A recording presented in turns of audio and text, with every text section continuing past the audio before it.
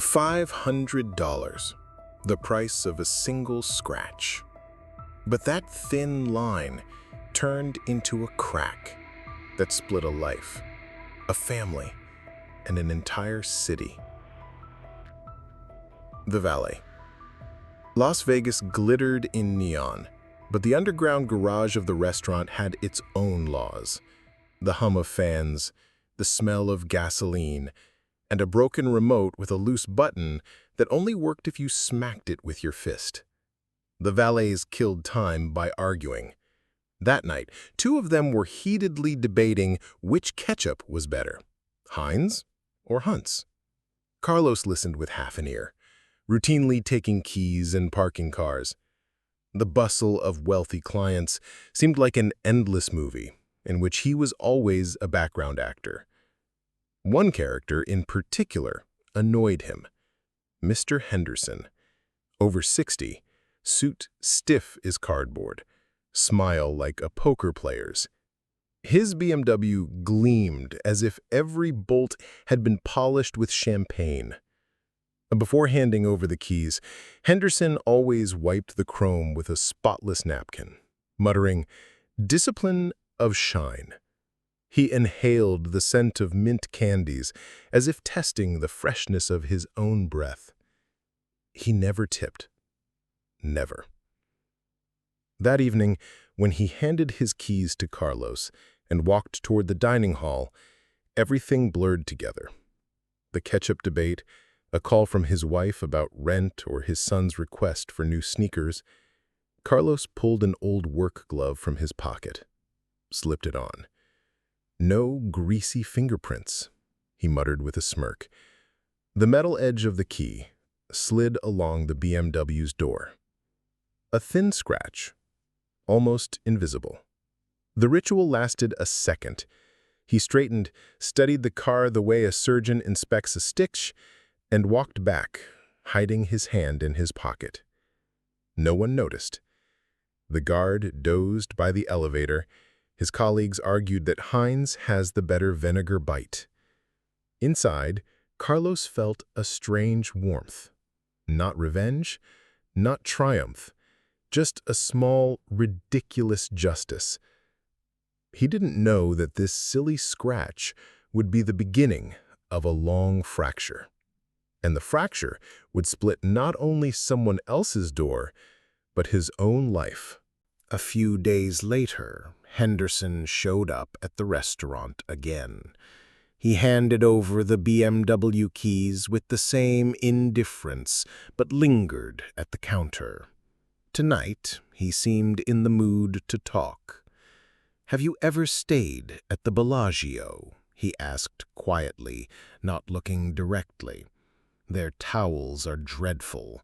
They wash them so harshly the fabric squeaks like chalk on a blackboard. For that price, such horror. Imagine a whole hotel and the towels feel like a highway motel's." Carlos blinked. He had no idea where this was going, but Henderson continued. "Small things decide everything. You think people win or lose millions on the stock market? No, it's details that decide. Towels, scratches, rear-view mirrors." Then he pulled out his phone. On the screen flashed a recording. Carlos in the garage, key sliding across the car door. Clear, undeniable. "See?" Henderson leaned closer. "You are like a rear-view mirror, a tiny piece of glass. Nobody looks at it while the road is straight, but turn away for a moment, and everyone's in the ditch." The words were calm, almost gentle, not a threat, just a dry statement of fact. Carlos felt emptiness tighten in his chest. Henderson closed the video and pulled a tin of mint candies from his pocket. He shook it, the drages rattling like a melody. He held it out to Carlos. A sign of trust. "Breathe fresh, think clear, and tell me who comes in, who goes out. That's all I care about." Carlos took the tin, though his fingers barely obeyed him. He wanted to say something, to explain, to refuse, to justify. No words came out. Silence hung between them. Henderson snapped the lid of the tin as if putting a period on the deal. The bargain was sealed. Now, Carlos's shifts turned into a montage of short tricks. The elevator's stuck. Just a minute. A delay at the entrance. Oops, you dropped your card. Henderson's business card left behind on a seat. 1 second, numbers got mixed up. The owner waits while the right person lingers longer in the lobby. Quick, rhythmic, like carnival sleight of hand. Sometimes it fell apart. One night he mixed up the fobs of a Porsche and a Hyundai. The Porsche locked itself, flashing and howling like a fire engine. Pale, Carlos juggled excuses about a system glitch, while clients cursed and security rolled their eyes. That's when Eddie always appeared. His vest carried a homemade badge, Junior Investigator. At his side, a notebook titled Registry of Suspicious Numbers. Inside were diagrams with red arrows connecting license plates, annotated with wide brim hat equals agent, shoes too clean. Carlos, Canada's spreading the net. See that number? Smiling with digits like a beaver. Beavers are the symbol. He ceremoniously handed Carlos a plastic file with a copy of his dossier. Absurdity and concern in the same package. Carlos pretended to flip through it while secretly noting arrivals and departures. Henderson loved details and silence. At the end of each shift, he clicked the mint tin, listened to the report, and gave a curt nod, as if marking a successful cast. One evening, a plain woman in a simple jacket entered the hall. She spoke softly, looked intently. "Do you park cars strictly in order or by priority?" she asked, as if chatting about the weather. "In order, ma'am," he replied. "And the fobs, you keep them in this drawer?" Carlos's glance lingered a split second too long. She noticed. She asked nothing further. By week's end, Eddie had added a Canadian Clusters tab to his registry, and Carlos had picked up new habits, delaying, mixing up, forgetting. Nervous laughter gave way to a quiet tremor. He knew he was just a tool in someone else's hands, and no one explains the plan to a tool. Henderson made the tricks subtler. Return water at room temperature. Ice keeps people from telling the truth. Switch to child seats. Let's see who notices. Circle the block once. 10 minutes of delay costs less than one stray word in the lobby. Carlos obeyed, farce with a cold filling. The scenes cut short, like blows. Business card, placed. Keys, swapped. Cadillac, 1 extra loop. At the end of each shift, mint 10 click. Henderson's dry, uh-huh. At home, the gelatin dessert never set. The fridge blew warm air, the red jelly oozing across the dish. Carlos poked it with a spoon and thought, iron will. Nothing ironed left, not in the dessert, not in him. Meanwhile, Eddie produced evidence, a spearmint wrapper, made in Canada, found under a seat.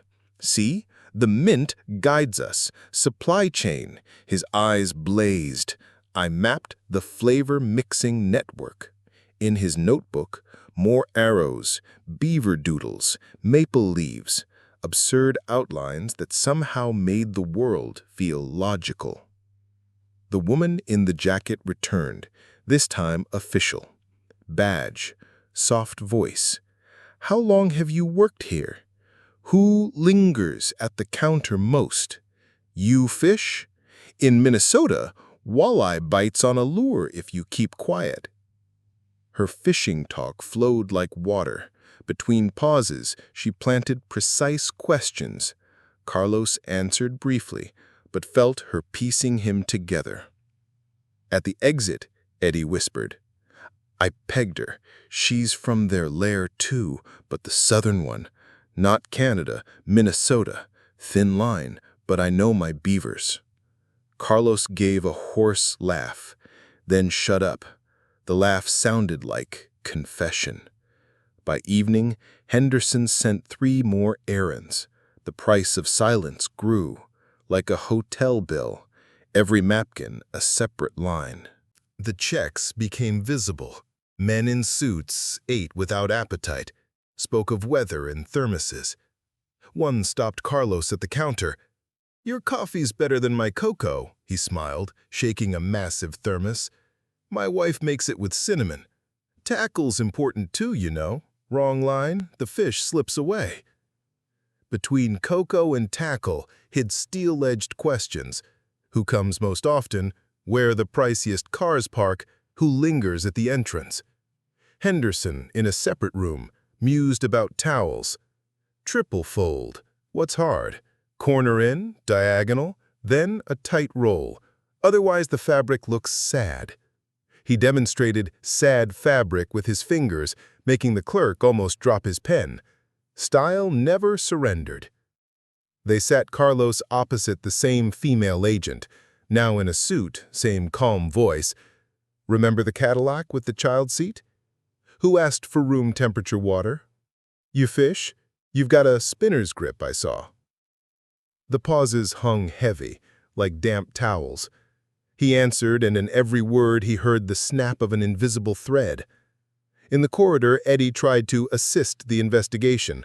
He handed over his registry, plates and shoes linked by maple leaf drawings. The male agent flipped through with a stone face, nodded. Interesting typology. Beavers, you say? For a second, it was unclear who was more ridiculous. That evening, Henderson stepped into the garage, clicked his mint tin, played the scratch video again. Mint masks any smell, and video, any lie. The threat wasn't in the words. It was in the rattle of Draget's, in the way his fingers so deftly poured silence.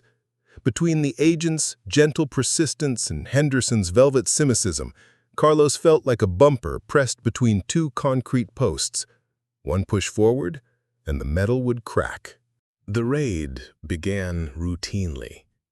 2 cars at the front, a third at the back entrance. Then chaos. Yellow, do not cross tape. Folders, cameras, clipped commands. At the bar, a waiter argued with the chef about ketchup. Heinz has vinegar backbone. Hunt's is softer, better on steak. Their dialogue oddly kept reality intact while it crumbled around them. Eddie feverishly counted on his fingers. 1, 2, already 13. 5 Canadians, 2 from the north. Northerners walk shorter steps. He waved his notebook, and one of the agents flipped through it with the same stony face. Beavers, maple leaf. Productive framework, he said, as if quoting a manual. Henderson sat upright, like at a tasting. When handcuffs snapped onto his wrists, he politely requested, "Return the towel from the evidence safe. Egyptian cotton, rare batch. You won't manage the triple fold anyway." The agent blinked, unable to find a towel clause in the code. Carlos's name followed a second later. Metal closed on his wrists. In his pocket, the mint tin clicked, short, dull, like a period at the end of a sentence. consequences unfolded in mute frames. The chef carried out a box of knives, heavy and shining like silver fish. The hostess clutched a bouquet of wilted flowers, still smelling faintly of the fridge. The glass washer carefully folded a rag, his only towel, in a triple fold like he'd seen on TV. Carlos was led under the tape. He glanced back at the hall, looking like a dismantled stage. On the floor lay a stray business card. Near the counter, Eddie's notebook lay open on a beaver page. The world looked absurdly logical. And it all began with a line, the length of a hand. The scratch closed the circle. In the detention center, the TV droned on about cases involving millions and surnames with 10 syllables. On the news ticker, his name appeared. Carlos Ramirez became Carlo Ramirez, then Carlos Ramon. No one noticed the mistake. No one cared.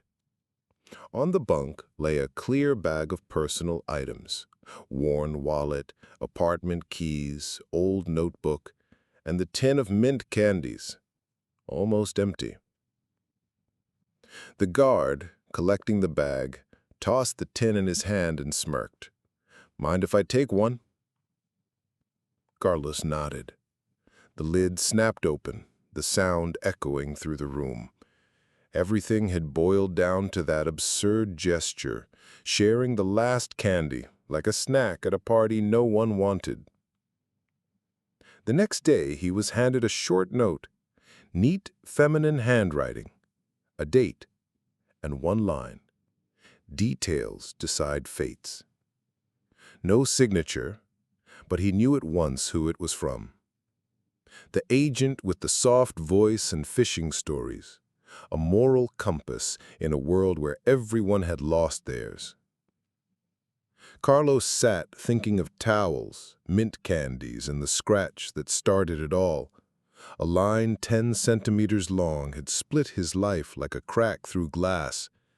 Because of it, he lost the restaurant, his job, his friends, his country, and his family. The TV droned. Guards argued about ketchup brands. Someone snored. He held the note and the tin. Two symbols, two extremes. One was the trace of absurd evil, the other a reminder that the world still held people who could speak the truth. The price of a scratch was higher than he could imagine, and it wasn't just one BMW door that paid it.